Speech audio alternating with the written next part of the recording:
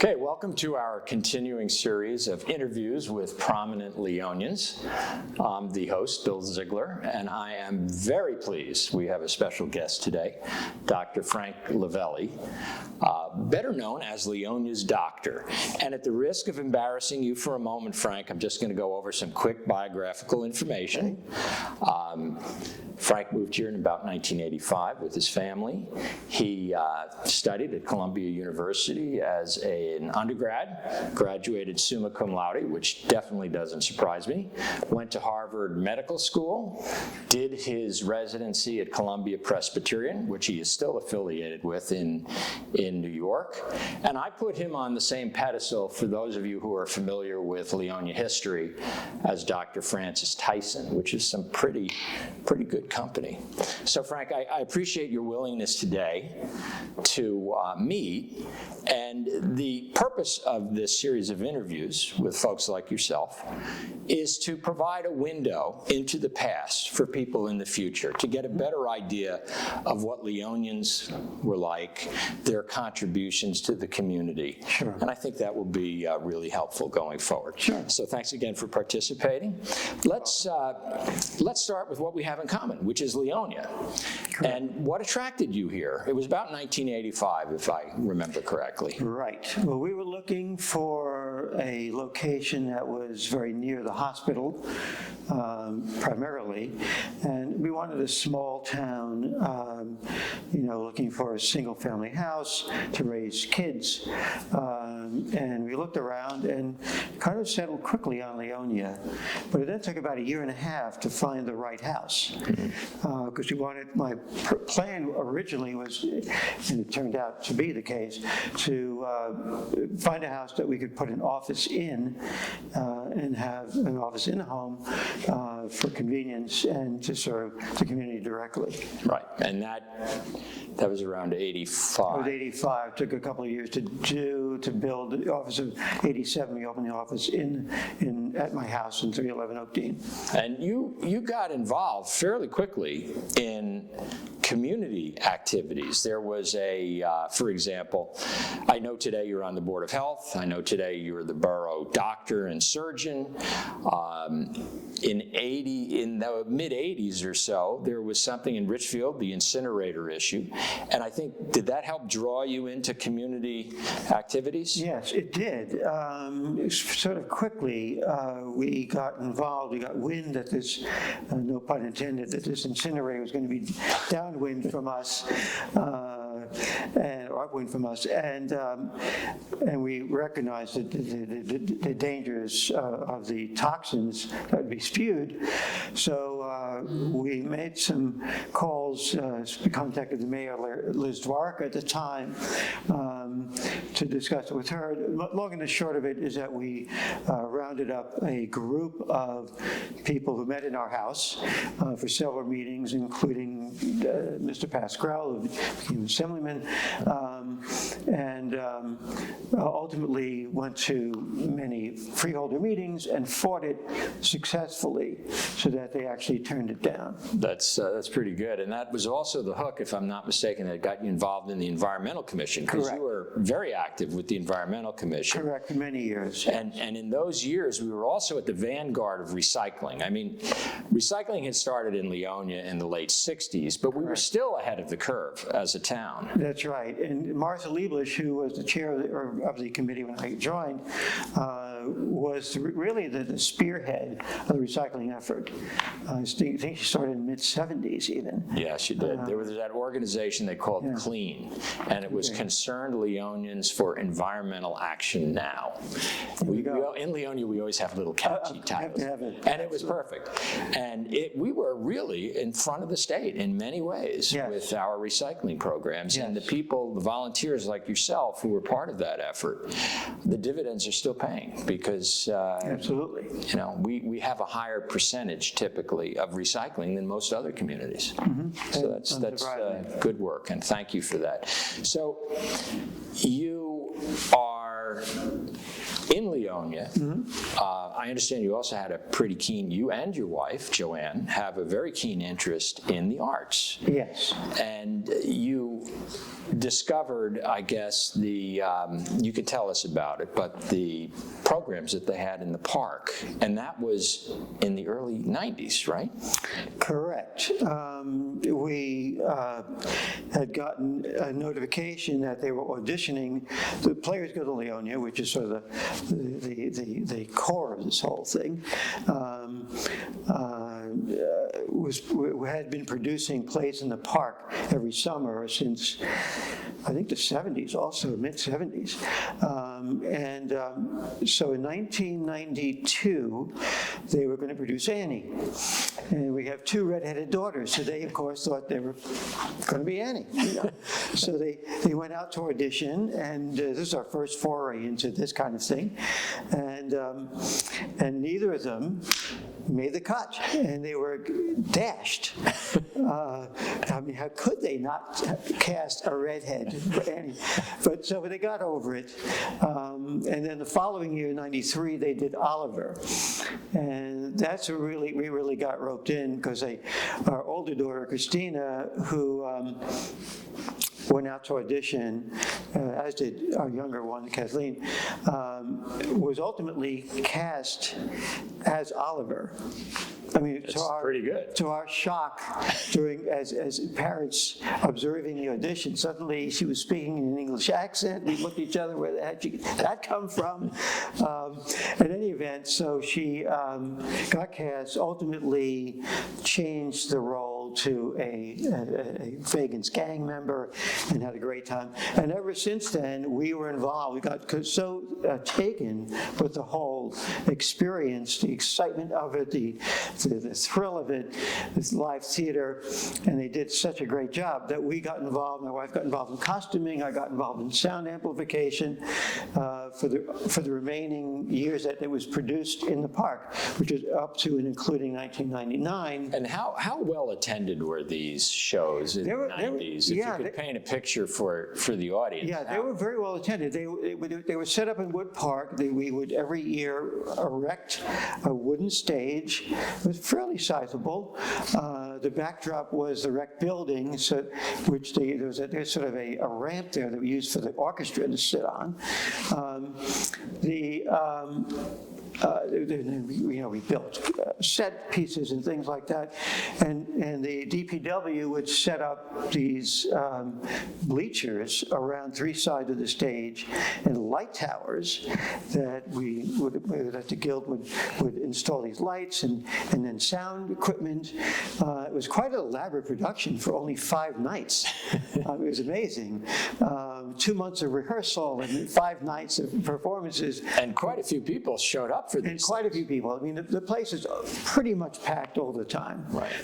It was really very, very popular, and it was beloved by everybody.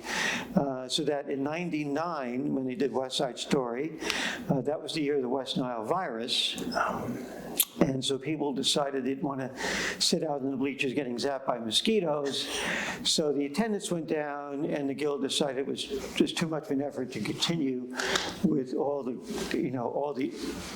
unpredictable variables, weather and things like that. So they decided to end the Play in the Park series after, I think, 25 years or something.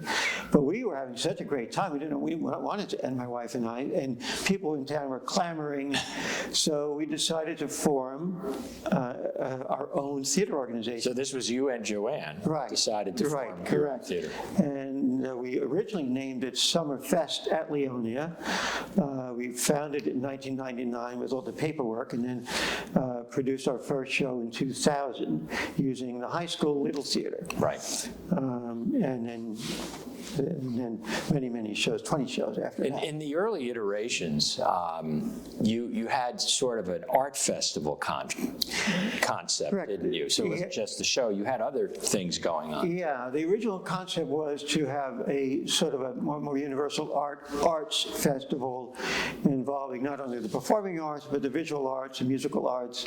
So we invited musical groups. In fact, the Boyds were invited at that time with their little ensemble to play some pieces. And we had the visual arts from the students, the high school students, lining the hallways. So we kind of made it an overall arts festival. That became very difficult to carry on over the next couple of years. So we sort of trimmed it down just to the performance, the musical. And is that when you also changed the name from Summerfest to Summer Stage? Correct. That's when we did that, and the impetus for that was that shift in focus, and also that at the time, I think it was 2002, I think New York and a local organization was also doing a summer program that they called Summerfest. So it became confusing to the public as to Summerfest, what. So we decided to change the name Summer Stage at Leonia, which then stopped for the rest of the duration. And the focus at that point was on the theater production. Correct. From then on, which you and your wife, still oversaw. Correct.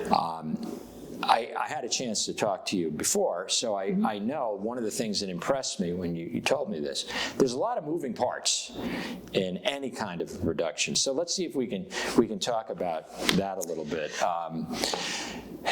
You have to start with what show you're going to do, and that's not the easiest decision either. Correct. Always I find interesting and sort of amusing that the average theater goer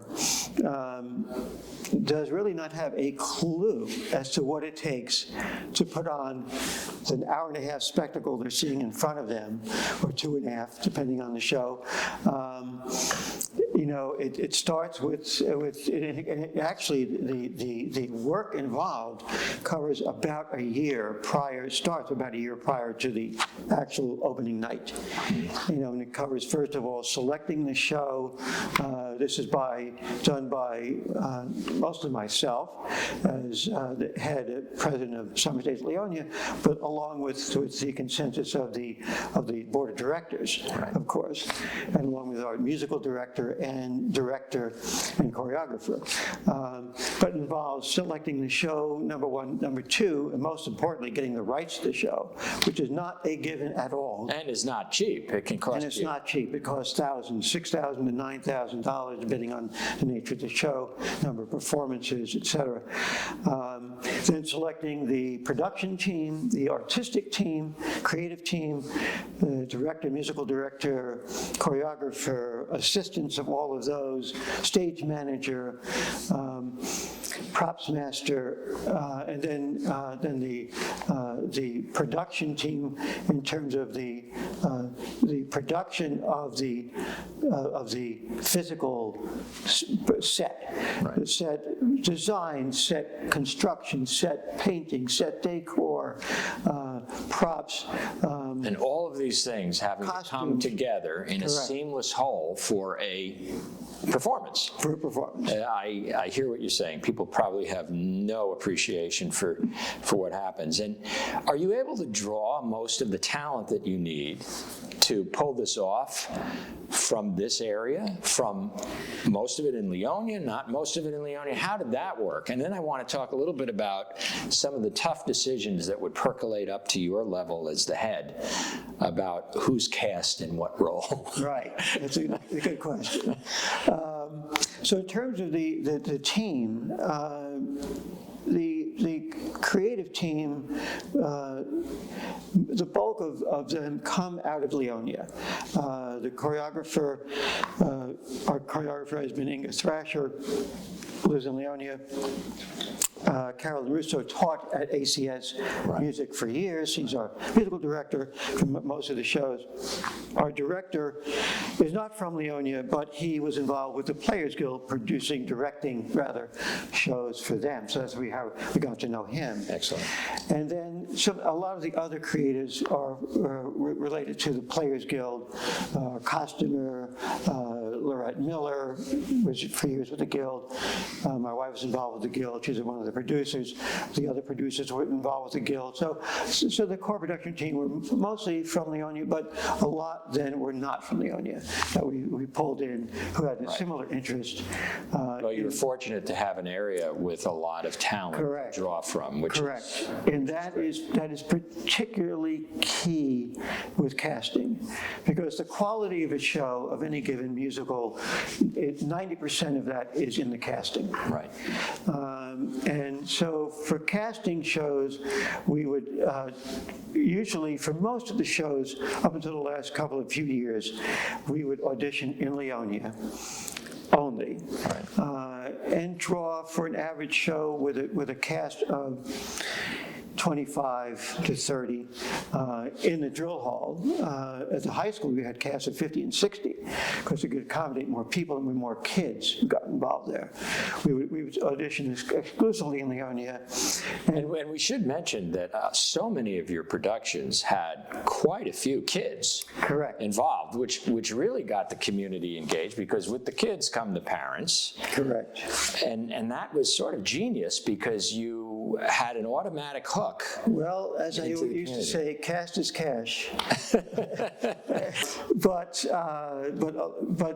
in the beginning, one of our goals was to spread the wealth of the arts amongst as many people as we could, and yet still make the play work and not make it look stilted. But we would purposely cast children to get involved in the theater arts, because from our kids' experience, we saw how good the experience was. For your daughters. For our daughters. And so we would have, when we did Oliver, we had, 30 or 40 orphans, right. And so on and so forth. And we would, in Oklahoma, we would make families, Yeah. So No, we worked it in. So smart. it looked natural, and yet gave the maximum number of opportunities to the maximum number of kids. So in a way, though, it's got to be a little bit of a double-edged sword, because just as you have invested in your daughters, and your bias is to support your daughters and believe that they're the greatest, and I understand, when they didn't get a particular role, you as a parent weren't happy. But now you had the unenviable task Correct. of having to choose who got the roles from people in Leonia. Are there any pieces of wisdom that you can share coming out of that experience that would make it easier for somebody else? Well, you see, we would do the auditions and maybe typically have 60 to 70 people in the later shows audition for a cast of 25, say. Right. For a couple of them, it was unusual. For Les Mis, we auditioned over 300. For a cast of 31. For West Side Story, we auditioned over 200, and those auditions, half of those took place in New York to specifically get dancers for that show. But you're right, it's difficult, especially when you know a lot of the people auditioning.